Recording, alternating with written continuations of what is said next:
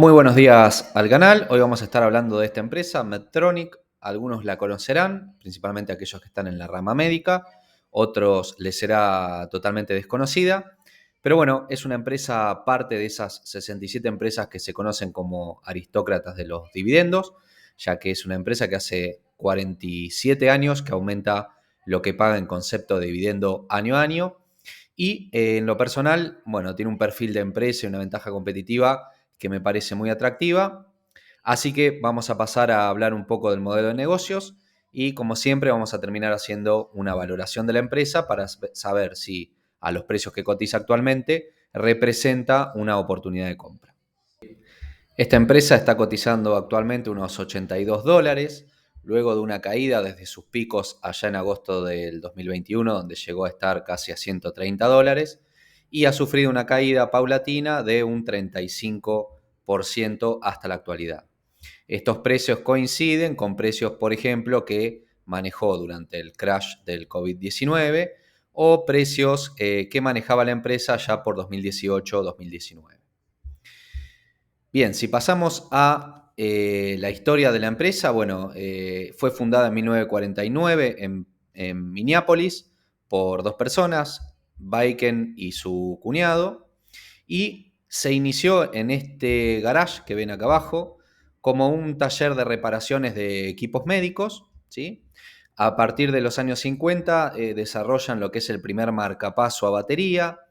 A partir de los años 60 generan o desarrollan el marcapaso implantable y es ahí donde la empresa, bueno, tiene su principal crecimiento. Bueno, actualmente no es más este garage, ahora es una empresa multinacional que factura 30.000 millones de dólares por día, está presente en 150 países y tiene 90.000 empleados. Esta es su sede central, que está en Dublín, Irlanda, que, bueno, su sede legal de la empresa está en Irlanda desde el año 2015, que es cuando adquirieron Covidien. Su base operacional desde ya está en Estados Unidos y el ticker con el que cotiza es MDT y esta empresa también la pueden encontrar cotizante en CDRs con el mismo ticker. El modelo de negocios de la empresa se divide en 4 grandes segmentos. El segmento que mayor ventas le genera es el segmento cardiovascular. Bueno, obviamente esto se divide en subsegmentos. Ahí tienen todos los tratamientos que es los de marcapaso, los monitores cardíacos implantables, los catéteres para hacer las ablaciones cardíacas, múltiples instrumentos y dispositivos cardíacos, ¿no? Que va desde la cirugía cardíaca, desde soluciones para hacer ablaciones cardíacas, manejo del ritmo cardíaco, vascular periférico y coronario. Bien, como en un segundo lugar, con un 28% de las ventas, casi 29%, lo que es el segmento de neurociencia. Ahí tienen todo lo que es la parte neurovascular, la cirugía espinal, ¿sí? Ahí tienen todo lo que es prótesis de columna, van a encontrar también estimuladores espinales, bueno, todo lo que es neurociencia. También con un porcentaje similar lo que es cirugía, ¿sí? Dispositivos médicos quirúrgicos, que ahí van a encontrar dispositivos como el LigaSure, bueno, varios dispositivos que se utilizan en las cirugías de manera habitual, también en lo que es gastrointestinal, intervenciones respiratorias y monitoreo de pacientes, ¿sí? También venden, obviamente, máquinas de monitoreo. Y con una proporción mucho más baja, de un 7%, todo lo circunscripto a lo que es el manejo de la diabetes, tanto en sensores de glucemia como en bombas de insulina. Así que bueno, estos son los 4 grandes sectores donde está distribuido Medtronic. Resumiendo, es una empresa que se dedica a desarrollar y comercializar dispositivos médicos en innumerables segmentos y especialidades médicas. Respecto a la distribución geográfica de las ventas, bueno, más del 50% de las ventas provienen de Estados Unidos, un 30% de mercados desarrollados, sacando Estados Unidos, que ahí entra Japón, Australia, Nueva Zelanda, Canadá, Europa, y tan solo un 17,5% de lo que sería mercados emergentes, ¿sí? Ahí entra China, bueno, Latinoamérica, el sudeste asiático y demás. Pero lo que me pareció interesante remarcar es que más allá de que en Estados Unidos el crecimiento en el último año ha sido plano, bueno, en los desarrollados ha sido casi del 5%, pero si vemos en los mercados emergentes, que es donde menor proporción tiene de exposición a las ventas, bueno, vemos que está teniendo un crecimiento elevado. Si exceptuamos China, que obviamente dentro de lo que son estos países es un país que está desarrollado en materia médica, bueno, si exceptuamos China, los mercados emergentes han crecido a un 15,5% anual, ¿sí? Por lo cual, bueno, es relevante tener este dato donde vemos que la empresa está creciendo su exposición a los mercados emergentes. Bueno, como sea, globalmente sigue teniendo un crecimiento en el último año de alrededor de un 5%. Las exposiciones a futuro, por lo tanto, podríamos decir que se va a acrecentar, si sigue con esta dinámica, su exposición o las ventas en lo que corresponde a mercados emergentes. Respecto a la cuota de mercado que tiene la empresa, bueno, es líder a nivel mundial en la venta de dispositivos médicos y por lejos, fíjense que las principales competidoras, bueno, están bastante lejos. Medtronic factura 30.000 millones de dólares anuales, mientras que el segmento de dispositivos médicos de Johnson Johnson y de Abbott están en los 23.000, ¿sí? Casi 7.000 millones de dólares menos. Obviamente Johnson Johnson tiene otros segmentos de trabajo, pero a lo que respecta a la venta de dispositivos médicos, bueno, Medtronic es superior. Para analizar la ventaja competitiva, bueno, primero tenemos que saber que es la empresa de mayor escala con respecto a la venta de dispositivos médicos. Esto le genera, obviamente, una ventaja competitiva de escala y además una mayor llegada y relación con los que lo compran, los compradores, con los médicos a través de las relaciones públicas y además tiene un gran intangible de marca, ¿sí? O sea, que tiene un reconocimiento de marca dentro del ambiente médico. También tiene una ventaja competitiva en lo que son los costos de cambio. Obviamente, ahí podemos hablar de lo que es la formación.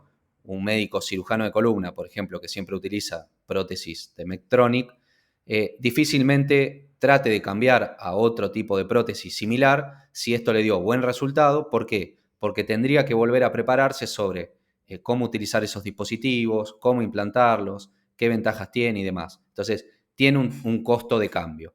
Y además, la confianza, ¿no? Si el médico siempre trabaja con ese tipo de instrumental, supongamos un cirujano que utiliza el LigaSure, que es de Covidien, subsidiaria obviamente de esta empresa, de Medtronic, bueno, difícilmente cambie a otro instrumental similar de otra marca por el solo hecho de tal vez el costo, ¿no? ¿Por qué? Porque ya conoce la marca, se formó con ese instrumental, le da buenos resultados y bueno, digamos un médico en lo que es en el intraoperatorio tal vez no tenga ganas de estar probando si un dispositivo es igual al otro para ahorrarse algún peso, ¿no? Por lo cual también genera ese costo de cambio. Y bueno, y la otra ventaja competitiva que tiene es la generación constante de patentes que tiene. Invierte muchísimo en lo que es investigación y desarrollo, solamente bueno, el 8,6% de las ventas lo destina a investigación y desarrollo, solamente superado por Boston Scientific, pero es muy superior a lo que destinan otras empresas similares como BD o Stryker. Y esto genera la cantidad de patentes que sacan anualmente. Fíjense, durante los últimos 12 meses tuvo 125 productos aprobados, bueno, en distintos países. Bueno, fíjense, innumerable cantidad de patentes. Pasando al análisis del crecimiento, bueno, podemos ver que el crecimiento anual y compuesto promedio de los últimos 10 años, durante los últimos 10 años, es alrededor de un 6,5, un 7%, pero acá tenemos que considerar que en el año 2015, bueno, la empresa compró Covidien, ¿sí? Por lo tanto, ese aumento de ventas que tuvo en el año 2015 y 2016, fíjense el 2016, de un 42%, básicamente no es crecimiento orgánico, sino que es crecimiento por la adquisición de esta empresa. Sacando este efecto, bueno, podemos ver que a partir de acá los crecimientos fueron bastante erráticos, ¿sí? Obviamente muy por debajo de este 6 o 7% anual y compuesto histórico.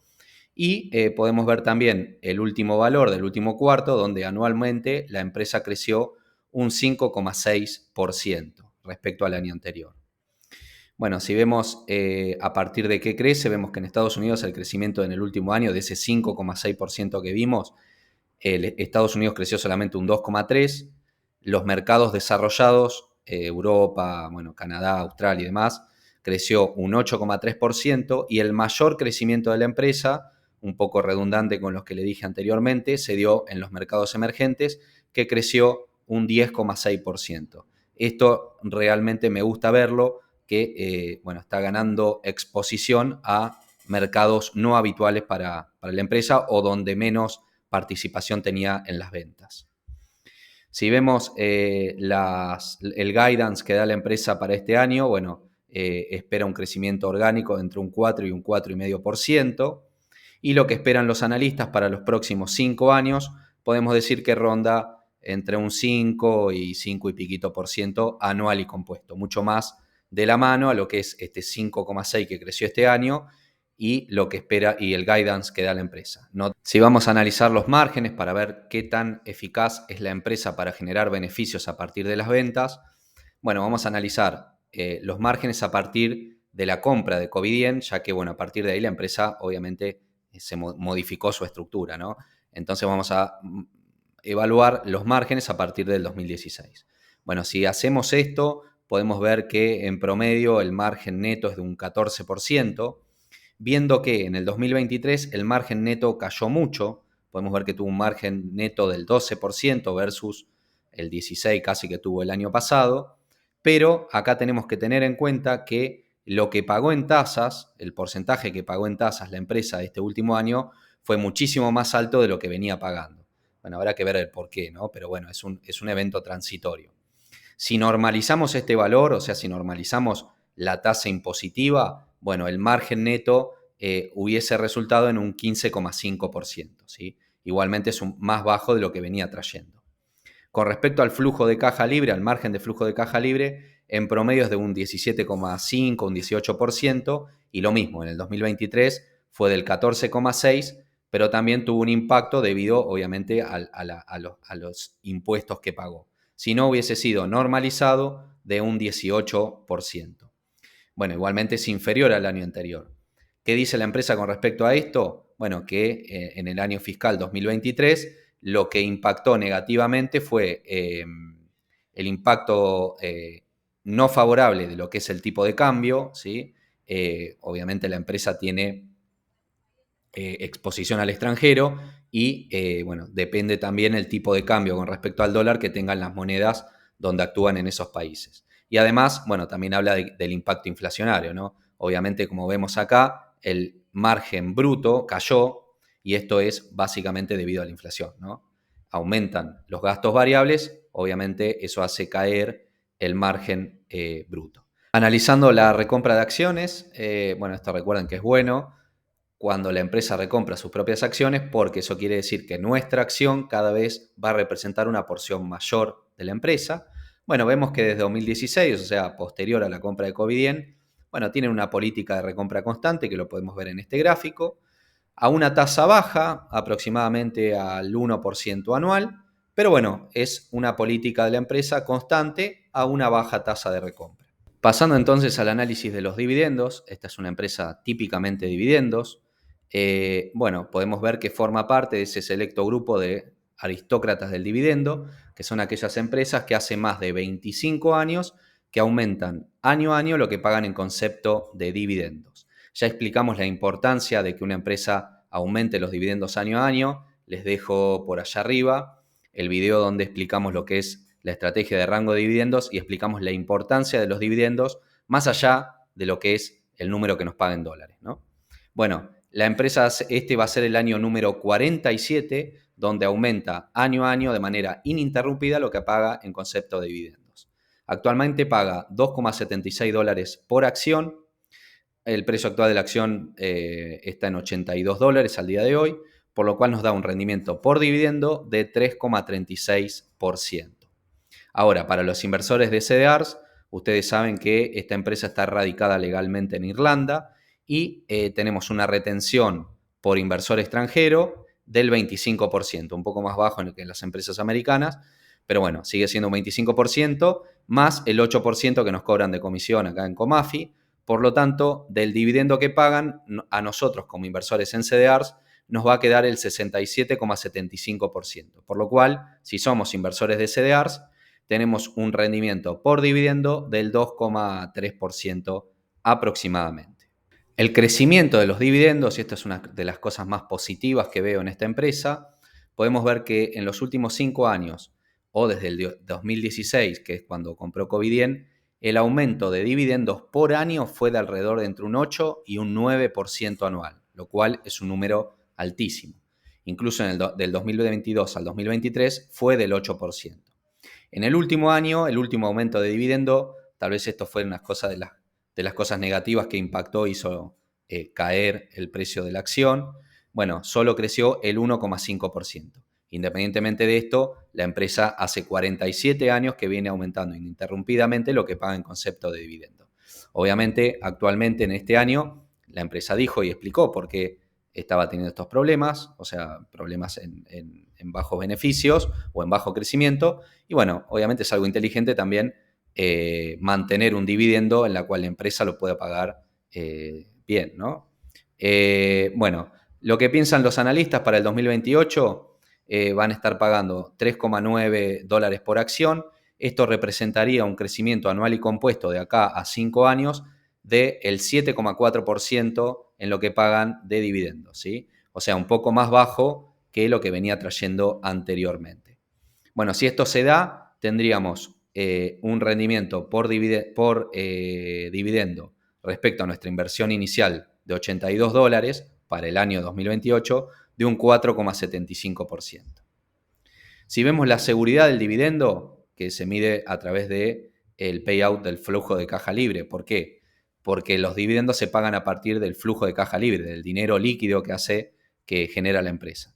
Bueno, actualmente tiene un payout de flujo de caja libre de casi el 80%, lo cual es elevado, pero si normalizamos el flujo de caja libre, les recuerdo lo que hablamos anteriormente de lo impositivo que pagó este año, o sea, si normalizamos lo impositivo, el payout es del 63,8%. Siempre queremos que sea menor del 60%, pero en esta empresa, donde es muy predecible con respecto a la generación de flujo de caja libre, bueno, son valores más que aceptables. Si vemos la política de la empresa, bueno, tratan muy bien al inversor, tienen una política donde sí o sí destinan al menos el 50% de lo que generan en flujo de caja libre al inversor, ya sea en forma de dividendos o en recompra accionaria. Bueno, en el último año destinaron el 86% del flujo de caja libre entre pago de dividendo y recompra de acciones. Por lo tanto, casi la totalidad de lo que genera la empresa, o sea, casi un 90% de lo que genera la empresa, lo devuelve a los inversores. Analizándolo bajo la estrategia de rangos de dividendos, esta estrategia la hablamos en un video previo que les dejo en la descripción si quieren ampliar en esta estrategia de inversión. Bueno, podemos ver que el dividend yield, el rendimiento por dividendo de la empresa, fluctúa entre un techo de 3,5% y un piso del 1,9%. Bueno, la zona de infravaloración estaría entre 3,15 y 3,5%, encontrándose actualmente 3,26%, estaríamos en una zona de infravaloración. Por lo tanto, podemos decir que desde lo que es el rendimiento por dividendo, la empresa se encontraría barata en relación a los rendimientos por dividendo históricos. Sabiendo que el promedio del rango por dividendo que da, digamos, entre 3,15 y 2,09 es del 2,62%, y esto lo proyectamos a 2028, bueno, vemos que los analistas esperan en el 2028 que la empresa esté pagando en concepto de dividendo $3,90, ¿no? Entonces, en 2028, para que $3,90 nos dé un rendimiento por dividendo promedio del 2,62%, la empresa, la acción en el 2028 debería estar cotizando a $148. Si esto sucede, representaría al precio actual tener un retorno a 5 años del 12% anual y compuesto, ¿sí? Siempre esto pensándolo bajo la estrategia de rangos de dividendos. Si pasamos a ver un poco el análisis de los múltiplos, Esto vamos a ver siempre posterior a lo que fue la compra de Covidien. Bueno, podemos ver que la empresa tiene un PER promedio de 32 y actualmente, si normalizamos debido a lo impositivo que hablamos previamente, estaría en un PER de 23. No son los mínimos, pero sí está muy por debajo del promedio histórico. Sobre lo que es el precio libro, bueno, tiene un promedio del 2,44, actualmente también está por debajo del promedio, de vuelta, no en los mínimos, pero sí por debajo del promedio histórico. Y con el precio ventas pasa exactamente lo mismo, no está en mínimos históricos, pero sí está por debajo del promedio que maneja la empresa. ¿Sí? Vemos acá que ha tenido una sobrevaloración en lo que fue la época de la pandemia, ¿no? Ahí estaba a múltiplos tal vez exagerados. Así que bueno, podemos ver que desde los múltiplos no está barato, pero sí está cotizando por debajo de sus múltiplos promedios históricos. Déjame invitarte, si sos cliente de Invertir Online, podés vincularte como nosotros como cliente, sin cargos, sin modificación de comisiones, seguís operando como lo hacías habitualmente, pero pudiendo acceder a nuestro servicio de asesoría.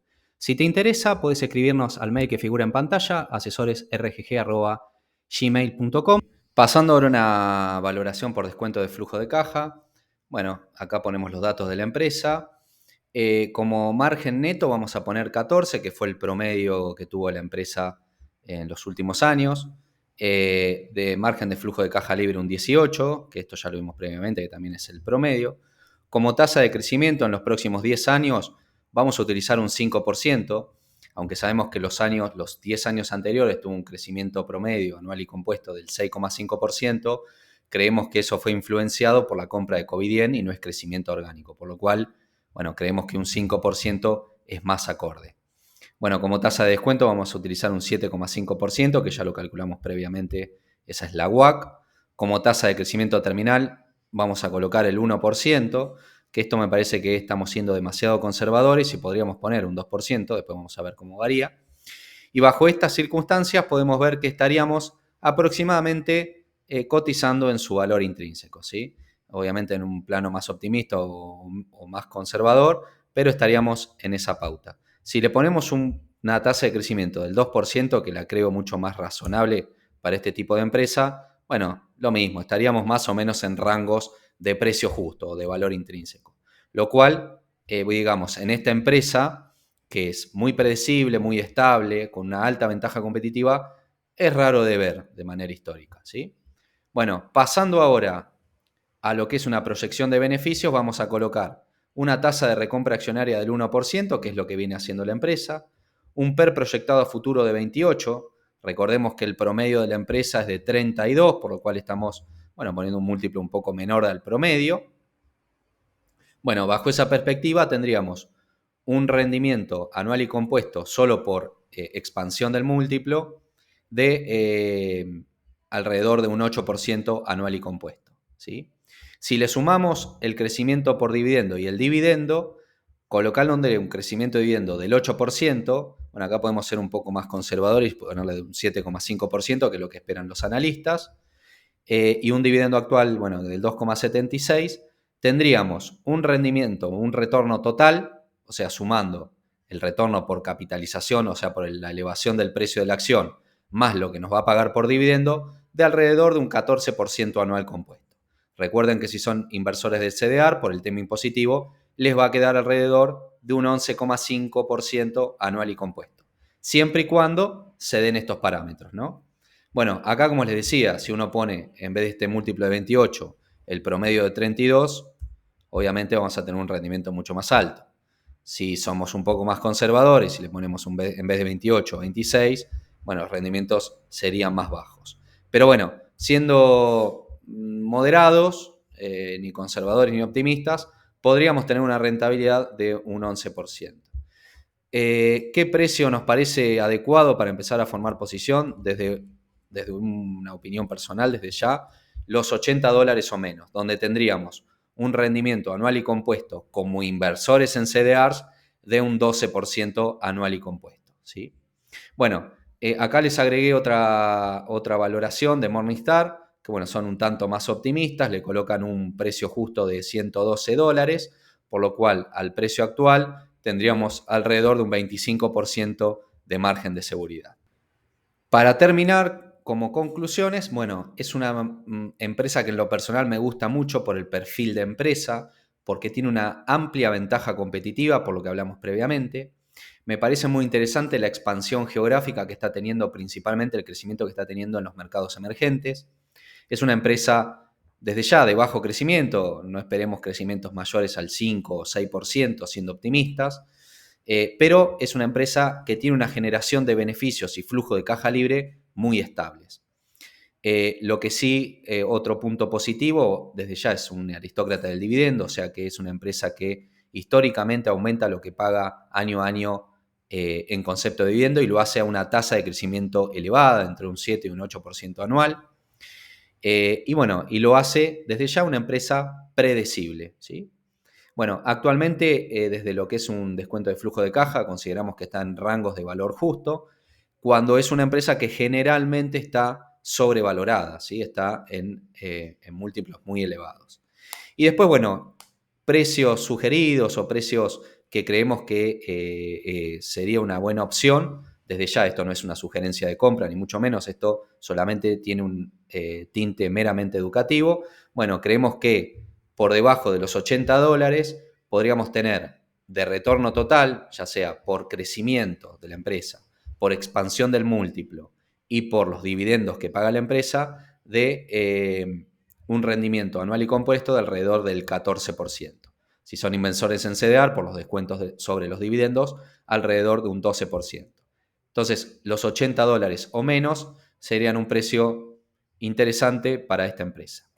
Bueno, con esto terminamos. Espero que les haya gustado el análisis. Si les gustó, como siempre, dejen algún comentario, pongan algún like, compartan, que es así como nos ayudan a seguir creciendo. Así que bueno, nos vemos la próxima.